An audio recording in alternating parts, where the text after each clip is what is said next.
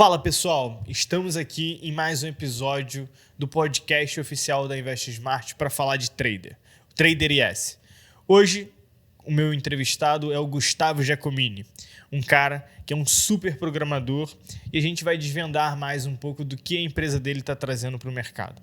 Fala Gustavo, seja bem-vindo, sinta-se em casa e vamos bater esse papo. Cara, queria começar, acho que, dizendo que é um imenso prazer estar nessa paisagem, nessa empresa que é uma referência brasileira aí para o setor inteiro.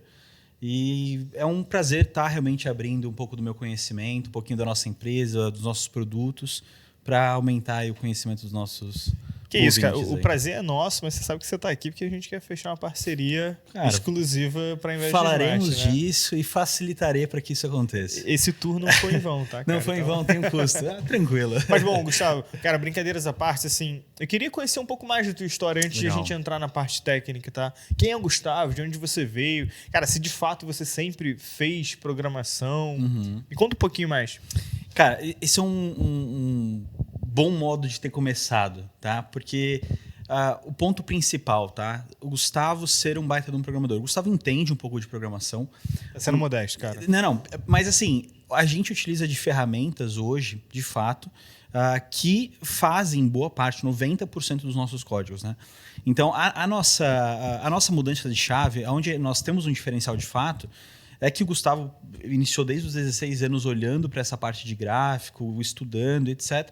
Comecei no mercado mesmo ali com 18, 19 anos. Legal. Né? Depois de um bom tempo, entrei no institucional. Então, comecei na parte pessoal, meu capital próprio, dando dica. Quando você diz que você fala que você começou no mercado, foi trabalhando no mercado financeiro ou no mercado de programação? Totalmente mercado financeiro. Hoje, eu diria que eu sou 95% investidor, Sim. Trader e 5% programador. Eu não teria, sendo sincero, hoje todos os nossos códigos, 95% deles saem de programas, supondo, de inteligência artificial. Então, depois eu vou falar um pouquinho mais do nosso processo de criação, mas o método que nós utilizamos hoje é algo, eu diria que se não é o mais atual, é um dos mais tecnológicos que tem no mercado. Legal, vamos entrar mais nesse assunto também. Perfeito. Então, até voltando ali, né? Então, comecei desde os 16 anos, depois entrei para o institucional. Então, fui para um escritório de uma corretora aqui no Brasil, trabalhei como operador de renda variável e depois fui chamado para um escritório da própria XP, né? Escritório vinculado, para comandar uma mesa de operações. Então, eu acho que isso que me deu tanta força e conhecimento para explorar depois nessa parte automatizada, né? Estando à frente das operações, né? Então, tu saber lidar com ordens de 5 mil e ordens de algumas dezenas de milhões, né? Então, ter essa dinâmica, saber como entrar, tanto análise macro, fundamentalista, gráfica, foi um alicerce muito importante para a gente chegar nesse ponto que a gente está hoje. Não, acredito que essa bagagem também é muito importante para a criação das estratégias, né? Você entender ali. Você já teve do outro lado, do lado como investidor, do lado como assessor, do lado do cara que ficou responsável pela mesa de operações. Acredito que traz uma certa bagagem na criação dessas estratégias. Uma coisa que eu gosto bastante é quando falam que o sucesso de um produto é a solução que ele traz, né? Sim. É a resolução de uma dor, de um problema. Então, hoje, quando eu olho, supondo, para a história que nós tivemos, eu vejo o Gustavo cliente, vejo o Gustavo assessor, né? Que o Head de Renda Variável ele é um assessor, né? Claro. E vejo o Gustavo hoje como fornecedor. Então, a gente soluciona problemas do cliente e do assessor também. A gente sabe que o assessor tem muito problema, principalmente com comunicação, com informação, etc., de realmente clareza com o cliente, muitas vezes. Então, aí a Cash, né, na minha pessoa, a gente tenta cada vez mais facilitar isso e para o cliente realmente trazer algo que vai ser impactante, algo diferencial. E como foi essa virada de chave que você estava... Seu último momento no mercado financeiro era como head da mesa de operações. Como head de mesa desse de escritório. Isso. Como é que foi essa virada de chave para ir para o mundo das automatizações? Então, isso é uma história que vem há um bom tempo, né? Eu tenho a EACash, mas também tem outras empresas que eu estou envolvido de inteligência artificial, de criação de realmente de neurais, né? Essas empresas ainda não estão a público, né? Tem um certo desenvolvimento um pouquinho mais criterioso, um pouquinho mais cauteloso, mas a EACash nasceu de ser inconformado com o que tinha no mercado. Até um ponto importante, né? E não é puxando o saco, sendo o head ali, a gente vê muita coisa, com muito parceiro, com muito cliente. Cliente quebrando conta por causa Sim. que um robô não está funcionando, ou o copy alavancou e etc. Enfim, diversos problemas. Quando a entrada da Untick veio, eu acho que foi a grande mudança de chave, a virada de chave. E foi aonde eu comecei a ter vontade de expor meus conhecimentos lá dentro. Por quê? Antes, viver de trade, viver de uma automação, viver de um copy trade era muito complicado. Por quê? Vamos lá, eu postava, supondo, né? né? O seu João. Postava um vídeo dele ganhando dinheiro. Daí ia lá, às vezes mudava. No dia que tinha loss, não mostrava. Às vezes mostrava uma curva numa conta demo. Então, ali se criava narrativas que muitas vezes um cliente sem conhecimento acabava caindo. Claro. Sabe? Então, o que a Untick trouxe de benefício foi essa virada de chave. Foi o cliente ver uma empresa responsável, né, com gente responsável ali à frente, homologada dentro de uma corretora responsável, sinalizando que se tinha qualidade ou se não tinha qualidade, se tinha um viés ali de enganação ou não. Né? Então, hoje os robôs da Untick têm um histórico ali. E esse histórico ele não é manipulável.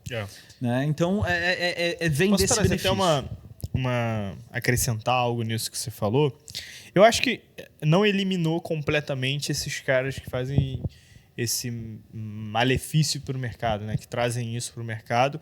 Eles continuam trazendo essa prática, mas ela abriu as portas para quem faz um trabalho sério e para esses caras também que querem se profissionalizar. Porque a Untick, ela te dá a possibilidade, né, de você que é um cara que nunca trabalhou no mercado, um day trade, mas que manja de operações, ou se junta com alguém que manja sobre automação e resolvem desenvolver uma estratégia e colocar isso para o mercado.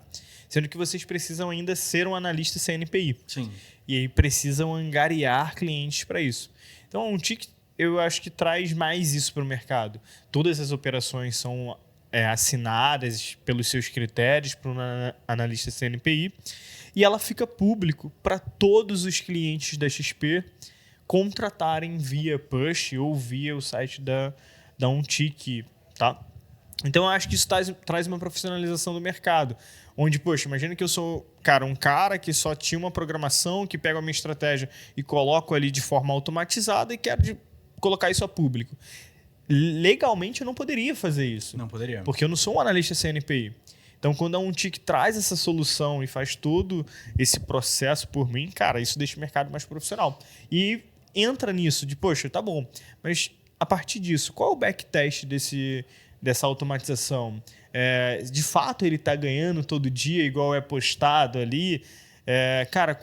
Qual é o disclaimer dessa operação? Eu acho que aí mora o ponto principal da Untick, que é a clareza. Exato, transparência. A transparência daquilo ali. Porque, assim, qualidade, eu vou ser muito sincero, tá?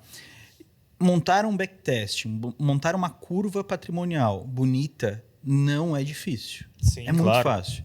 Tanto que um dos problemas que nós tentamos sempre fugir produzindo robô é o overfitting.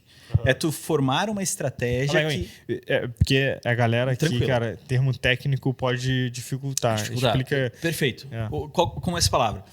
Vamos dizer que eu tenho 10 trades e eu projete um robô que vai se adaptar 100% a esses 10 trades, a esses 10 momentos de mercado. Aqui eu vou ter uma curva de taxa de 100% de acerto. Sim. Mas se eu replicar isso para frente, possivelmente funciona e possivelmente não funciona. Aqui a gente entra num modelo de sorte. Então, quando a gente fala que a gente foge do overfit, o que a gente está tentando fazer? A gente está criando uma estratégia que funcione em mercado real.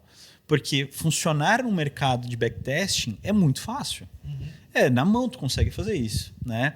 Então, aí está um primeiro erro. Então, assim, o que a gente está falando da Untick, dessa clareza é o quê?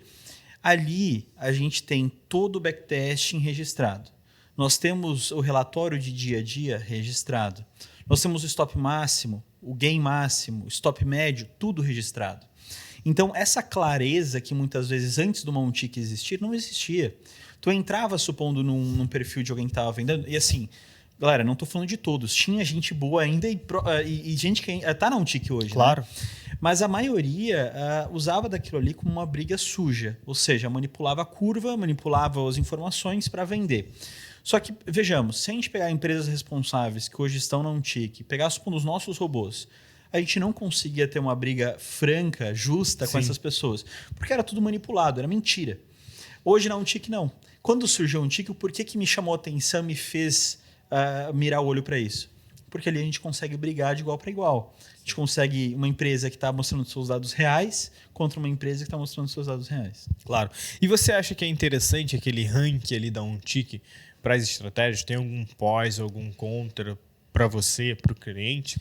Cara, eu acho sensacional. Eu gosto de gamificar tudo. Sim, né? Isso é legal. Então, assim, eu acho que quando a gente cria uma comunidade que a gente não mostra o bom, a gente não explora isso, a gente não incentiva isso. Então, quando a gente tem um ranking desse, cara, quando eu crio o robô, eu falo, pô, esse robô vai aparecer no ranking. Se aparece ou não, vamos ver, né? Exato. Mas é legal, eu acho muito interessante essa gamificação. Sim, muito a competição legal. Eu acho que é saudável para o mercado. Sabe o que eu acho que deveria ter também? Aí fica para o pessoal da Tick que está escutando esse episódio, nosso saudoso Malacarne, o Guilherme. Cara, eu acredito e eu levo isso para o meu cliente, que a Tick, apesar de ser operações no intraday, operações que são ali, você acaba escolhendo um robô, né?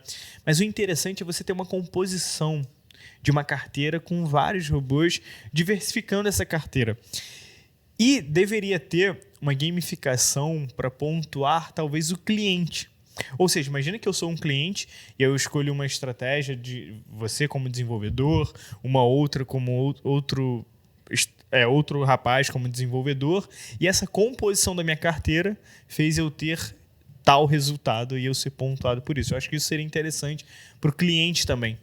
É muito interessante, né? Igual eu falei, gosto de gamificar tudo, né? Sobre a composição, tu tocou num ponto muito importante.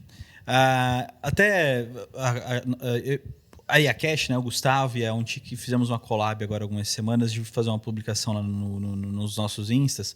E lá tem uma frase que é o quê? Usar robô é como se fosse um time de futebol. A gente precisa de um profissional para cada área do campo ali. Não adianta ter só atacante e só zagueiro. Exato. Né? Então, assim, a IA.cash, eu penso muito sempre em portfólio. Eu não gosto de rodar um robô apenas. Por quê?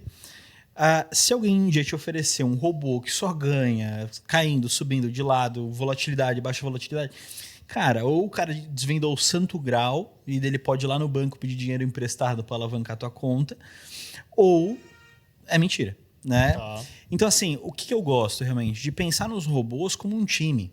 E daí a gente consegue fazer alguns testes e é muito importante. A IA.cash, hoje já está aí a IASH, né, que é um portfólio de 5 estratégias, está entrando um novo portfólio e todos esses robôs em portfólio eles são realizados com um teste de descorrelação. Tá? E o que é isso? Quando uma opera, a outra está operando, no dia que uma tem stop e a outra tem stop, uma está operando, a outra não está, o que a gente forma com isso? Descorrelação. Então não tem por que eu ter 2 robôs iguais operando. Eu prefiro ter um só e colocar 2 contratos. Sim. É a mesma coisa. Então nossos portfólios são pensados com descorrelação para o cliente ter ali um jogador para cada momento de mercado. Eu acho que o cliente que já entra com esse viés no mercado dessa automatização já é mais simples de ele entender isso. Mas trazendo uma analogia para o que você falou, é a mesma coisa que a gente está olhando para um fundo de renda variável que ele só queira aplicar todo o capital daquele fundo em apenas um ativo, em apenas Petrobras. Cara, isso vai deixar ele muito mais suscetível a não ganhar dinheiro ou a perder e a não performar. Mas quando esse fundo de renda variável monta uma carteira, obviamente ali proporcional a cada ativo, traz uma diversificação e talvez por isso ele tenha um bom desempenho. Então eu acho que o cliente que investe, essa analogia é muito semelhante, né? Perfeita. Na verdade, cara, acabou de me dar um insight que é muito legal. A descorrelação é a diversificação. Exato. Quando a gente monta uma carteira de ações, a gente não vai comprar só petróleo. A A gente não vai comprar só banco. A gente procura uma descorrelação setorial e uma Exatamente. Né? No geral. Não adianta comprar, cara, só o setor de minério, só o setor bancário, Exatamente. só o setor de saneamento, né? Tem que ter essa descorrelação dos setores. Perfeito. E propriamente falando do dólar e do índice, mas principalmente do índice, não é um ativo, é uma composição. Exato. Então ali a gente vai surfar diferentes momentos de mercados, né? Numa guerra, talvez uma alta de petróleo, ou supondo alguma norma de algum setor que vai penalizar esse setor. Então a gente consegue surfar diferentes momentos ali e ser algo como se tivesse realmente vários ativos ali, né? Então ter vários robôs dentro de um papel como o índice é muito saudável. Na verdade, é o recomendado. Então, uma dica que eu dou para os nossos investidores é o quê? E não estou falando só da IA.cash, estou falando de todos os parceiros. Vai, escolhe, mas não olha só uma curva e coloca tudo aquilo ali. Procura uma diversificação, uma lógica por trás de ligar os robôs. Tá? Na IA.cash a gente já tem o portfólio formado. Tá? Mas pode ser um grande Lego. Se você quiser pegar um Frankenstein ali, esse daqui, esse dali, mesmo assim você já vai ter uma boa diversificação. E para o cliente que quer usufruir desse portfólio que já está montado por você, já está na Untick, né? Já está na Untick. Tá. Então ele tem uma conta na XP ou uma conta na Rico, são essas únicas duas corretoras que podem fazer ele operar lá. E ele quer entrar nesse portfólio já montado. Qual é o PL mínimo para esse portfólio? Então, aí é um ponto também muito interessante, porque as nossas estratégias, elas possuem um capital mínimo de R$1.000 a R$3.000. Para cada estratégia. Tá. Porém, quando a gente fala de descorrelação, a gente está dizendo que uma estratégia está operando comprada, outra vendida no mesmo momento, muitas vezes. Tá, entendi. Então, ter um portfólio descorrelacionado causa também uma diminuição no uso do capital. Vou dar um exemplo. Hoje, para o cliente rodar com mais de 300% do necessário ali do drawdown máximo, né? Então é o que a gente recomenda. A estratégia IASH ele precisa de R$5.000. Sendo que, se fosse usar todas as estratégias de forma separada, ele precisaria de mais de R$10.000. Entendi. Tá? Então, se ele faz uma composição dessas estratégias, por ela estar descorrelacionada, o mesmo capital ele consegue utilizar ali para margem de garantia. Exatamente. Tá? Untick, né, permite que a gente fique posicionado em duas direções no mesmo ativo, né? Que hoje, expondo num profit, a gente não conseguiria. Tá? Com essa versão, a gente consegue ter estratégias descorrelacionadas, supondo uma de reversão, uma de rompimento. Talvez no mesmo momento, as duas podem entrar. Né? Não estou falando que é o pressionado da IASH, mas dando uma suposição. Tá? As duas entrem. Né? Uma tem stop, as duas têm stop de 100 pontos e as duas têm gain de 500. Uma dá gain, a outra dá stop. A gente acabou de fazer 400 pontos. Sim.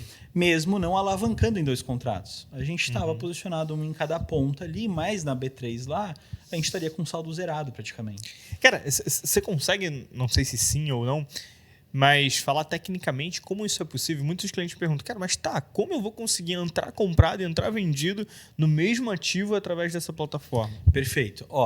No fim, é uma máscara. Tá? Como que funciona?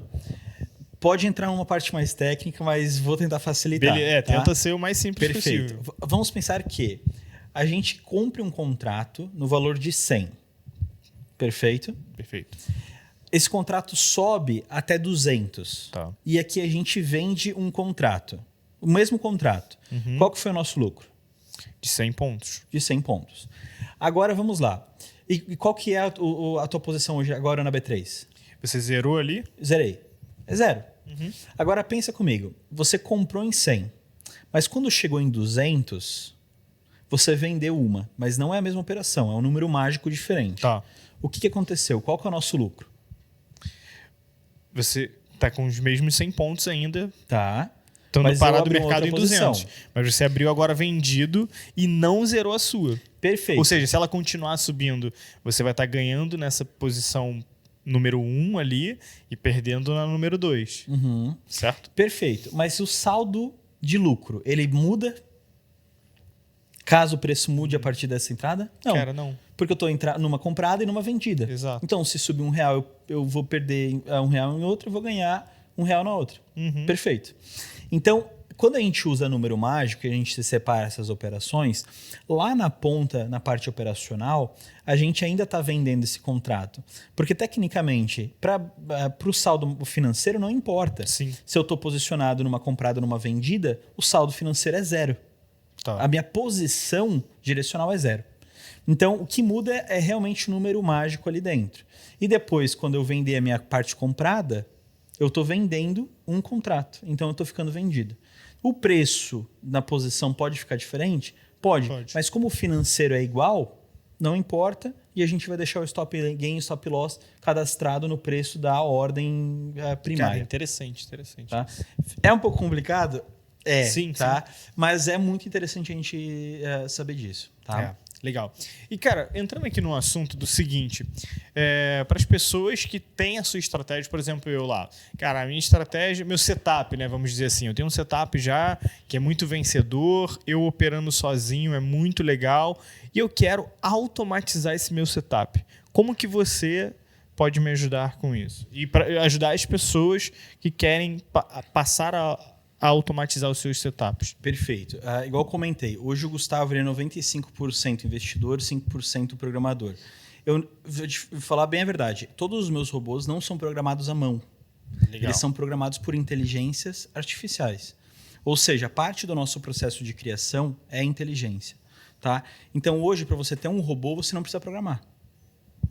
Tá? Todo mundo fala, poxa, eu tenho um robô, preciso programar a linha. Não precisa. Hoje tem vários white labels, tem programas de inteligência artificial, tem, supondo, próprias também, que é o que o nosso time está criando. Então tem muita coisa que a gente consegue usar para criar um robô sem precisar programar. Entendi. É bom ter um conhecimento de programação para quê? Deu um bugzinho ali, vou resolver. Tá? Mas pode procurar a IA.cash, pode chamar lá no Instagram o Gustavo Giacomin. IA.cash. IA.cash. E no Instagram como é que é? É IA.cash e Gustavo_Giacomini. Tá, legal. Pode chamar lá sim, que a gente tem parceiros que vendem hoje robô, que fizeram robôs através das nossas ferramentas e através do nosso conhecimento. Tá. E você já tem esses parceiros, você verifica... Porque assim, quando eu tenho um setup, ainda está o meu emocional envolvido, não consigo tirar o meu emocional daquilo, né? E nem às vezes a minha apuração do meu próprio setup eu posso falhar. Tá? Você ver que tem uma mudança relevante na rentabilidade a partir do momento que ele deixa isso automatizado? Muito, né? Eu sempre digo, né? O robô não briga com a mulher, robô não é demitido, o robô não briga no trânsito. Esses dias de fúria tiram muito da nossa paciência e tiram um pouco do nosso resultado também. Sim. Tá? Então, supondo eu tenho parceiros e parceiras que já fizeram comigo automatizações e ganharam muito mais. Por quê? Ali é matemática. Eu sempre falo, Gustavo, eu não acredito em robô. É igual a lei da física. Tu não pode acreditar na lei de Newton. Pula daqui de cima que tu vai cair igual. Né? Então, assim, ali é matemática, é estatística. Quando a gente cria um robô e testa ele estatisticamente, a gente acima de 400, 503, que a gente já tem uma base de relevância estatística para analisar o trade, a gente tem ali matemática. Então, a gente consegue uma taxa de erro muito baixa, menos do que 5% naqueles dados estatísticos. Conseguimos fazer, supondo, de teste de robustez de diferentes formas. Sistema de permutação de parâmetro, WFM, WFA, Monte Carlo, todos os Monte Carlos, histórico, parâmetros, tudo. Teste de spread, legal. Teste de slimpage. Então, ter a minha estratégia automatizada e testada de uma forma robusta me dá uma segurança muito maior. Tá. E, Gustavo, tem muitas pessoas que ainda têm um preconceito de quando você fala, eu vou colocar um robô para os meus investimentos. Né? Ainda soa como um termo meio que pejorativo, ou soa também, o cliente entende isso e não acha que é uma realidade. Quando ele fala, cara, se eu vou colocar um robô, o robô não erra. Por exemplo, calculadora é um robô. Você coloca ali, ela sempre acerta o cálculo. Tá? Então, o robô não vai errar na minha operação. Então, ele acaba criando algo, ou um sentimento, que aquilo não é real. Ou que aquilo é um caixa eletrônico e não é dessa forma que acontece. Tá? E muitos clientes perguntam, cara, mas eu tenho desconfiança, mas como é que é isso, como é que é aquilo? Eu, de uma forma bem simplória, respondo para o cliente, olha, imagina que o meu operacional Cara, imagina que tem uma média no gráfico rolando aqui, uma média móvel de 21 e uma outra média móvel de 9. Quando elas se cruzam, eu deixo isso pré-programado para quando esse cruzamento acontecer uma venda ou uma compra e colocar ali já os parâmetros de stop e de loss. Stop gain e stop loss. Assim, de forma bem simples é isso. Você consegue mostrar para o cliente de uma forma mais simples ou um pouco mais técnica de como acontece esse robô, esse operacional ali na íntegra, para o cliente tirar isso da cabeça dele, que não é um caixa eletrônico, também não é uma coisa tão simples ou uma coisa que vai sempre acertar as operações. Olha, eu vou separar essa resposta em duas partes. Tá legal. A primeira, robô funciona ou não funciona? Existe o trade bom e o trade ruim. Perfeito? Claro. Vamos lá. Se eu pegar uma estratégia que não funciona na mão, que não funciona, o robô não é milagre. Ele Sim. não vai funcionar. Agora, quando eu pego um trader que tem uma estratégia que funcione, o robô melhora. Por quê? Ele não vai aperfeiçoar.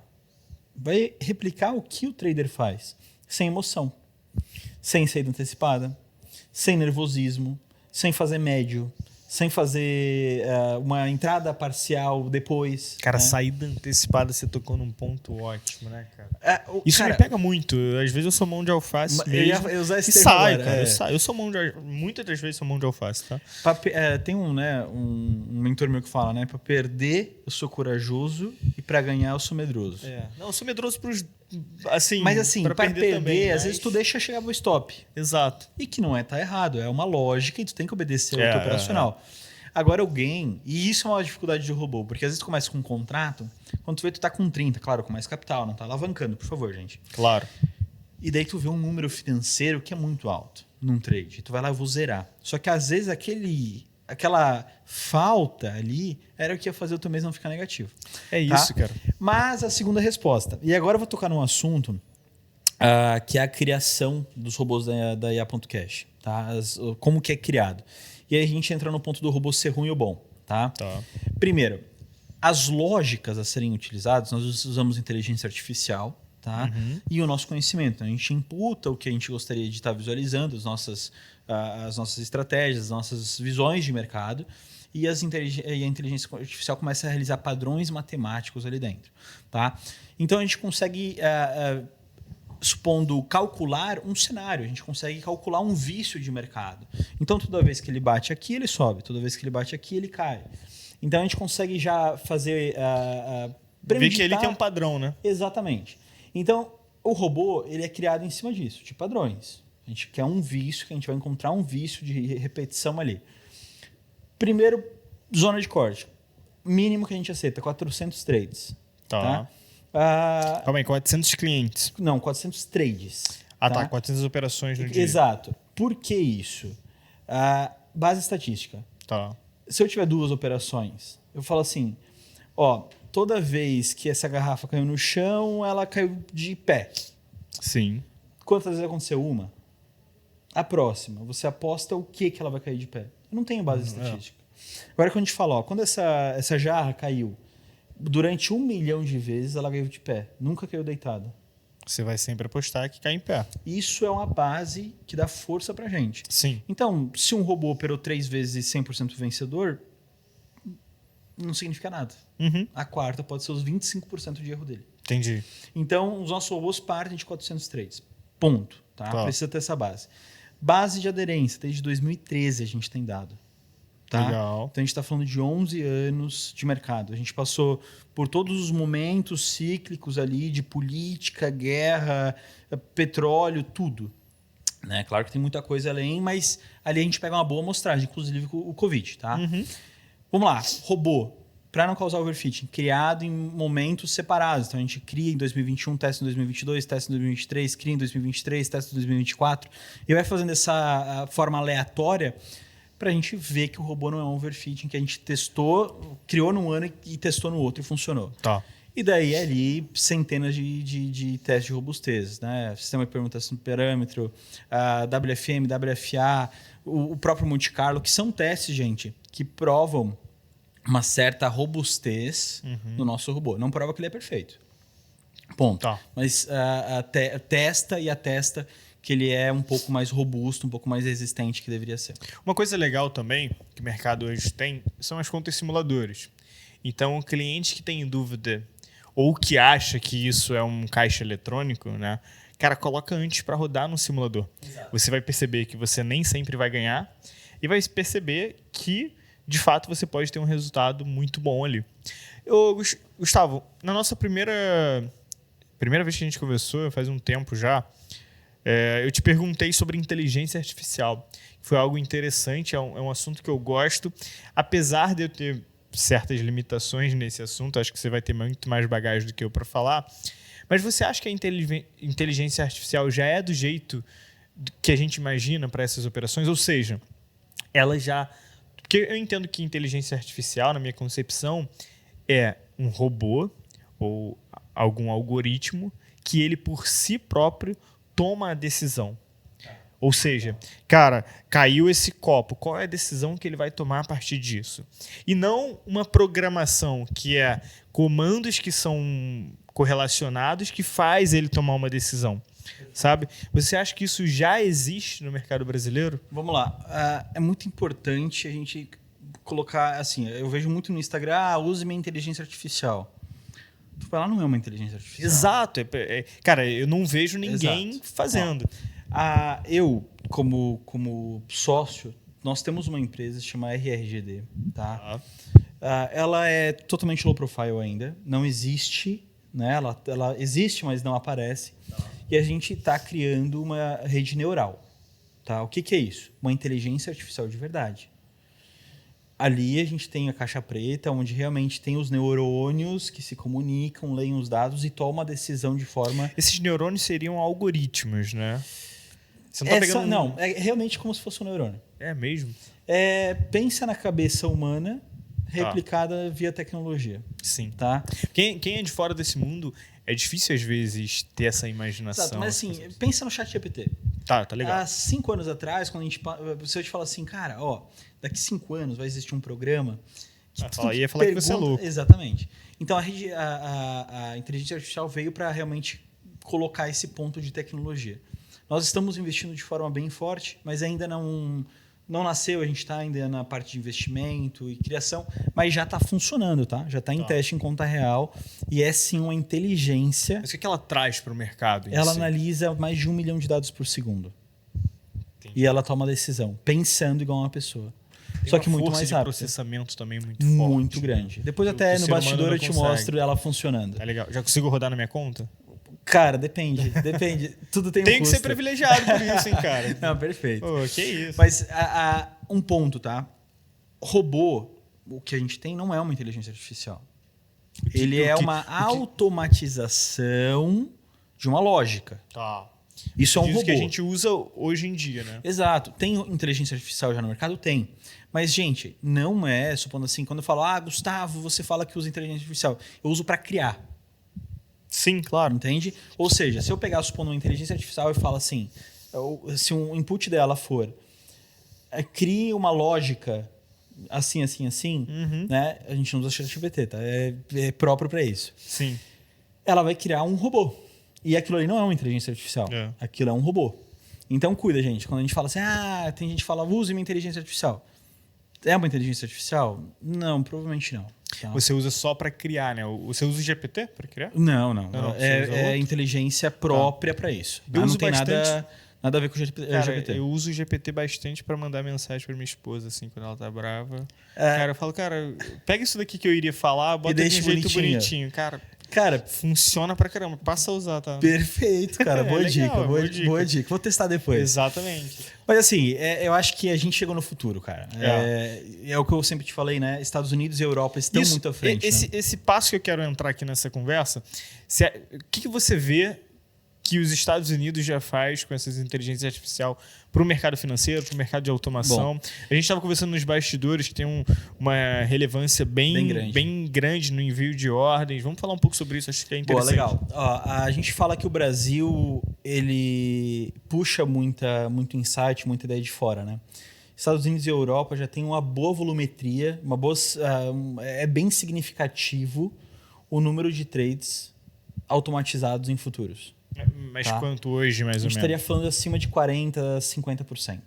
Ou seja, todas as ordens que são enviadas... em certos papéis destinados a isso, né? Não no mercado como um todo. Então, como se fosse o índice nosso. Por que isso, tá? Automatizar uma lógica não significa você delegar a responsabilidade. Não significa isso. Vou dar um exemplo. Se eu tenho um conhecimento e eu quero replicar ele com perfeição, um excelente modelo é automatizar. Gustavo, mas o feeling... O que é o feeling? O feeling, o que tu está olhando? Olha o volume. Podemos automatizar o feeling. Entende? São poucos detalhes que a gente não consegue automatizar. Né? Claro. Isso estou falando de robô. Inteligência artificial, ela cria o feeling. Ela vai ter o seu próprio feeling. É isso que é interessante. Exato. Ela consegue sentir o que um presidente ou o diretor de uma empresa está falando numa entrevista. Eu acredito que isso não existe, mas a inteligência artificial vai começar a passar a fazer isso. A nossa inteligência já lê notícia. Essa que você está criando. De lado, exato. Tá. Mas assim, eu acho que o importante de citar ela aqui é saber dividir, gente. A inteligência artificial é criada para ler e tomar decisão em tempo real. Ela pensa, é um cérebro. Tá? Agora, robô é automatizar uma ideia, automatizar um trade, automatizar um setup. Sim. Tá? E isso é um robô. Tá? Vamos lá. Dessa parte que tu falou de porcentagem, hoje lá fora a gente já tem um significado muito grande para a automatização. Já tem uma moral esse tipo de operacional. E o quão significativo a gente tem mercados, a gente tem ativos que parte de 40% a 50% já de volume sendo operado por algoritmo. Caramba, tá? Interessante. E é muito bom isso. É muito bom. Por quê? A gente está deixando o mercado mais profissional, a gente está deixando o mercado mais limpo. Em vez, muitas vezes, do cliente... eu tenho clientes supondo que são médicos. Uhum. Cara, ele não nasceu para o trade, ele não gosta de trade, ele não gosta de operar, mas ele quer ganhar dinheiro no mercado. Então, em vez de ele cair num golpe de um curso, não conseguir replicar, perder dinheiro, etc., ele tem a possibilidade de ter uma ferramenta automatizada que vai replicar um conceito, vai replicar uma estratégia com perfeição. Sim. E vai dar dinheiro para ele. Ou seja, quando a gente vai comprar uma casa, a gente contrata um corretor. Uhum. Seria mais ou menos essa ideia, a gente ter alguém que tem conhecimento que possa nos ajudar. Legal. E por isso existe assessoria, existe os robôs, existe tudo. Claro, a gente no nosso lado de assessor, a gente primeiro tem que olhar o perfil de investidor do cliente, isso é o mais importante, e ver e não fazer com que isso seja 100% do patrimônio do cliente. Ser uma parte, 5%, 10%, 2%, que o cliente se sinta confortável, mas ser, sim, uma parte da composição da carteira dele. Eu acho isso importante. Eu como assessor, antes na mesa, eu sempre falava que é muito importante a gente não colocar o nosso perfil como o perfil do assessor. Exatamente. Nós termos um erro muito comum com os assessores. Muito frequente. Tu achar que você conhece o melhor, e realmente você pode conhecer o melhor para você. Mas hoje, todos os produtos que nós possamos pensar de mais ruim e criticado possível tem uma aplicação lógica para algum perfil de cliente. Isso é um viés até que eu acho que muitos assessores podem acabar perdendo clientes por causa disso, cara. Porque às vezes eu vejo mais esse caso do que ao inverso, que é o seguinte: o assessor ele é mais conservador, muito conservador, e ele não consegue muitas das vezes lidar com um cliente que é mais arrojado. Ele fica sempre tentando travar o cliente, porque isso é um viés da carteira dele como ser humano, tá? E o assessor é mais o cliente é mais arrojado. E aí acaba provavelmente tendo. Eu acho que tem que ter um equilíbrio ali, o assessor tem que, tirar essa configuração dele e tentar entender e se colocar totalmente no papel daquele cliente. Eu acho que a função do assessor é realmente ser um guia ali no início. Exato. Realmente, assim, tem muito cliente que vai falar assim, eu tenho perfil para operar a risco. E tu sabe que talvez ele não tenha tanto fundo. Exatamente. A primeira pancada que ele levar no mercado, ele vai falar, não queria perder dinheiro. Agora, tem cliente muito conservador que ele só não entendeu o produto ainda. Uhum. Então, até a gente tem que cuidar para não enfiar goela abaixo a nossa metodologia. Mas eu não digo do produto, mas a nossa ideia, nosso conceito de mercado. Entendi. Porque quando eu te falo assim, o certo é você ter 90% em renda fixa e 10% em renda variável. Tem cliente que 10% em renda variável é muito. Uhum. Mas tem cliente que para 10% de renda variável é pouco. É pouco. Esse cara ele vai estar alocado em 70%, 60% em uma carteira. Exatamente. Tem clientes que rodar um robô é muita dor de cabeça. Tem clientes que vão ter 50% do capital de risco ali, né? Divididos numa carteira de renda variável e talvez 20%, 30%. E ele ainda vai operar na mão. E vai operar na mão. Exatamente. Então, assim, o assessor, a grande missão nossa é ser um guia. Conhecer os produtos, conhecer a meta do cliente e saber ligar. Igual o joguinho ali de ligar as pontinhas. Eu acho que essa é a principal missão da nossa assessoria hoje. Legal. Deixa eu falar um assunto interessante, cara. Eu tive o privilégio ontem de ir no IPO do futuro do Bitcoin na B3, tocar o sininho. A gente passou o dia todo lá vendo como é que o ativo vai se comportar no intraday. Foi altas discussões legais, assim, junto com os diretores da B3, com o pessoal da XP. Cara, foi um evento que vai ficar marcado na história, né? Pelo menos na minha vida, poder falar que eu participei ali do lançamento desse ativo. E o que você vê para esse futuro, agora que a gente já pode operar esse contrato futuro na B3, para o modelo de automatização? É uma coisa que muitos clientes já... Assim, a gente mostrou que ia lançar para os clientes que mais solicitavam o assunto de cripto, essa possibilidade de ele operar aqui. E ele já começou a me perguntar algumas coisas do tipo, poxa, e a automação para esse ativo? Como é que eu faço? Já existe no mercado e tudo mais. Claro que tem aquela sensibilidade do gráfico, a gente só tem um dia de gráfico até o momento que a gente está falando aqui, mas eu acho que pode ser algo que venha se desenvolver. O que você já está visando com isso? Assim, a gente tem que separar em 2 pontos aqui. Primeiro, a importância do papel. É incrível. Eu acho que mostra um passo gigantesco da XP com a B3 de colocar isso à frente, tecnologia, trazer algo muito criticado ainda. Sim. E disponibilizar isso para os nossos investidores. Lembrando que quem quer faz. Exato. E a XP está facilitando isso. A B3 com a XP está trazendo um produto que vai facilitar o acesso. Muito. E vai facilitar a tributação disso também. Então, tem pessoas que, beleza, querem fazer por fora, mas é importante também ter um caminho que a gente consiga, principalmente para empresas, PJs, etc. Sim. Falando de automatização agora, é complicado pelo histórico, porém, tem jeitos de desviar disso. Se a gente vê uma similaridade dentro de um gráfico de alguma outra corretora de fora, ou de um papel do Bitcoin em si, claro, em cima do nosso, a gente consegue usar esse histórico para criar. Sim. Tá? Outro ponto muito importante, que aí pega um pouquinho e vai precisar de tempo, é a liquidez. Exato. Tá? Essa é a grande preocupação até o momento, né? A liquidez. O volume de negociações está muito baixo ainda.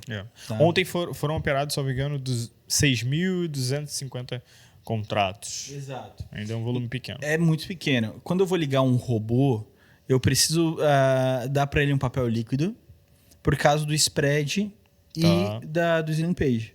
Para que caso eu não queira comprar num preço, eu esteja carregando para ela comprar em outro, por causa que não tem ordem apregoada ali, sabe? Sim. Eu lanço uma ordem a mercado, em vez de executar naquele preço, vai executar 3, 4, 5, 10 pips acima, sabe? Então, só por isso que é importante sim essa liquidez. Tá. E eu acho que é interessante uma coisa que a gente estava conversando lá, que isso é um mercado regulamentado. E muitas das pessoas que olham para Bitcoin têm aquela fascinação por não ser um mercado regulamentado, né? Mas esquecem também que ter o mercado regulamentado de Bitcoin, e a gente precisa de liquidez, faz o institucional vir para esse mercado. Exato, né? Porque é o seguinte, cara, não adianta, o institucional provavelmente ele não vai se expor tanto no mercado não regulamentado. quando ele vê que é algo regulamentado, ele vem com mais força. E aí traz mais liquidez para o mercado e isso começa a trazer mais volume de negociação. Isso é muito interessante, realmente tu abrir para meios que precisamos ter um método legal, um método um pouco mais confiável. Uhum. Então é muito importante nós termos papéis. Gustavo, eu não quero operar. Tudo bem, é uma escolha, tá tudo certo.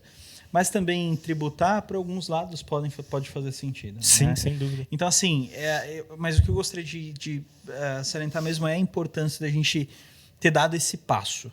Tá? Que geralmente o Brasil demora para tomar essas decisões e a gente tomou um passo muito importante de trazer uma tecnologia para dentro. Salvo engano, foi um dos primeiros países a ter algo ali relacionado, primeiro com ETF, lá em 2021, Sim. agora com o futuro de Bitcoin. Acho que é um dos países que está sendo mais avançado nessas negociações. Exato, tá à criação frente. Desses produtos, e isso é muito bom, nós termos essa cultura de inovação, trazer, vai servir muito bem. O brasileiro tem aquela cultura de vira-lata, né? Mas, gente, cara, no mercado financeiro, eu vejo que a gente ganha de muitos países em termos de tecnologia, de inovação. Uma coisa que a gente precisa é o quê? Criar consciência na nossa população financeira. A gente vê que ainda a gente está muito refém de jogos de azar, estamos bem reféns aí de promessas enganadoras, enfim. Também. Exato, né? Perfeito, que eu acho que é a maior ainda, né? Exatamente. A poupança, cara, é onde está o maior capital, provavelmente, ali dos brasileiros. Exato. E ter essa cultura vai fazer que nós chegamos perto de alguns países, como os Estados Unidos, que tem uma cultura de aplicação, de investimento muito forte. Sim. Quando a gente tem isso, a gente consegue aprovar ideias mais rápidas, a gente consegue dar uma segurança no nosso investimento, a gente consegue dar uma liquidez muito maior. Então é muito importante nós termos isso. E eu tenho certeza que o Brasil está começando a criar. Né? A gente só precisa intensificar um pouquinho mais nossa parte educacional, abrir um pouquinho mais essa parte de conhecimento. Até nas escolas seria muito bem-vinda. Sim. A gente consegue, em breve, chegar nesse sonho que é igualar de conhecimento dessas pessoas. A gente está chegando lá. Bom, Giacomini, cara, obrigado por esse papo. Acho que é um papo riquíssimo. A galera vai gostar bastante, tá? Cara, brigadão. Eu queria deixar um convite. Galera, abra conta na Untic, entre em parceiros, vai na ia.cash, tá? E conheça um pouco dos nossos robôs. Tá entrando outras estratégias lá, tá? Em breve, nas próximas semanas, a gente teremos novidades lá na plataforma. Conheçam, usem o nosso portfólio, vocês vão gostar bastante. E provavelmente a gente vai lançar junto com a InvestSmart. Teremos uma parceria exclusiva. Exatamente. Cliente InvestSmart provavelmente não terá uma mensalidade. Zero custo. Agora é o momento que a gente leva o cara para almoçar, para tentar impressionar ele, vamos sabe? Vamos ver. Eu espero não precisar cortar essa parte. Tá bom. Bom, pessoal, obrigado. Esse foi mais um podcast. Valeu, abraço, um abraço, tchau. Até mais, tchau.